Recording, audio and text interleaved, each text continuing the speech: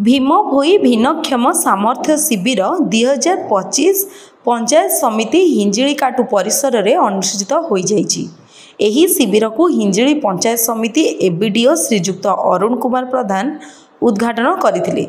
विधायक टीआरईडीए प्रतिनिधि देवानंद महापात्र, ब्लॉक प्रतिनिधि ए सुदर्शन, हिंजिली पौरांचल कार्यनिर्वाही अधिकारी जुबुली बेहरा, हिंजिली ब्लॉक अध्यक्षा सरस्वती सेठी, हिंजिली पौराध्यक्ष सुभाष चंद्र पल्लई, जिला परिषद सभ्या पी बाईरी, ब्लॉक उपाध्यक्ष सुनील गंतायत, डॉक्टर गयाधर प्रधान मंचासीन रही शिविर उद्देश्य सरकार योजना पाइबार नियमावली उपरे आलोकपात करथिले।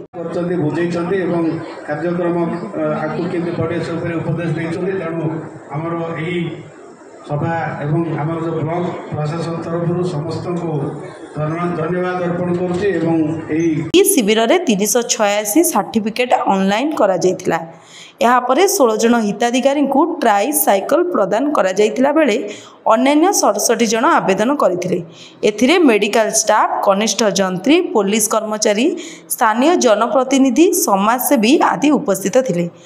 जेमति आपण जानନ୍ତି हमर भीमभोई भिन्नक्षम सामर्थ्य शिविर आज आम ब्लॉक प्रांगण में अनुष्ठित होती। बहु संख्यार आमर भिन्नक्षम भाई भौन मैंने जोग देइछन्ति। आमर जो कैंप उद्देश्य रही जो भाई मैंने आमर डिस्ट्रिक्ट हेडक्वार्टर हॉस्पिटल बा सेठी जाय निजर असेसमेंट करै पार। Ganjam Krishnachandra Samantaray report, public media.